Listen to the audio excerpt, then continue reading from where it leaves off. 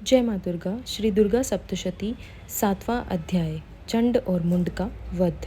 महर्षि मेधा ने कहा, दैत्यराज की आज्ञा पाकर चंड तथा मुंड चतुरंगिनी सेना को लेकर हथियार उठाए हुए देवी से लड़ने के लिए चल दिए। हिमालय पर्वत पर पहुंचकर उन्होंने मुस्कुराती हुई देवी को सिंह पर बैठी हुई देखा।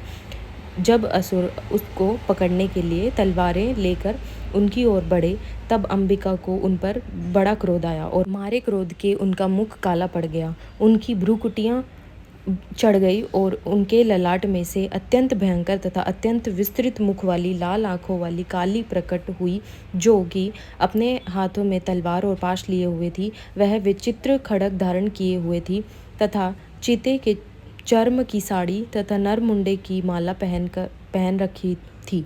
उसका मांस सूखा हुआ था और शरीर केवल हड्डियों का ढांचा था, और जो भयंकर शब्द से दिशाओं को पूर्ण कर रही थी, वह असुर सेना पर टूट पड़ी और दैत्यों को भक्षण करने लगी। वह पशवर रक्षकों, अंकुशधारी महावतों, हाथियों पर सवार योद्धाओं और घंटा सहित हाथियों को एक हाथ से पकड़ पकड़ कर अपने मुंह में डाला कर रही थी, और इसी प्रकार वह घोड़ों, रथों, सारथियों व रथों में बैठे हुए सैनिकों को मुंह में डालकर भयानक रूप से चबा रही थी। किसी के केश पकड़कर, किसी की गर्दन पकड़कर, किसी के पैरों से दबाकर और किसी दैत्य को छाती से मसलकर मार रही थी।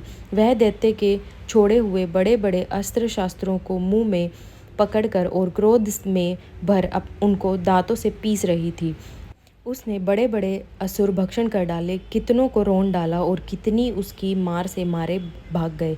कितनों को उसने तलवार से मार डाला, कितनों को अपने दांतों से समाप्त कर दिया, और इस प्रकार से देवी ने क्षण भर में संपूर्ण दैत्य सेना को नष्ट कर दिया। यह देख महापराक्रमी चंड काली देवी की ओर लपका और मुंड ने भी देवी पर अपने भयानक बाणों की वर्षा आरंभ कर दी और अपने हजारों चक्र उस पर छोड़े। उस समय यह चमकते हुए बाण व चक्र देवी के मुख में प्रविष्ट हुए इस प्रकार दिख रहे थे, जैसे मानो बहुत से सूर्य मेघों की घंटा में प्रविष्ट हो रहे हों।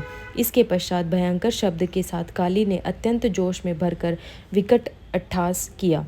उसका भयंकर मुख देखा नहीं जाता था। उसके मुख में श्वेत दांतों की पंक्ति चमक रही थी। फिर उसने तलवार हाथ में लेकर हूँ शब्द कहकर चंड के ऊपर आक्रमण किया और उसके केश पकड़कर उसका सिर काटकर अलग कर दिया।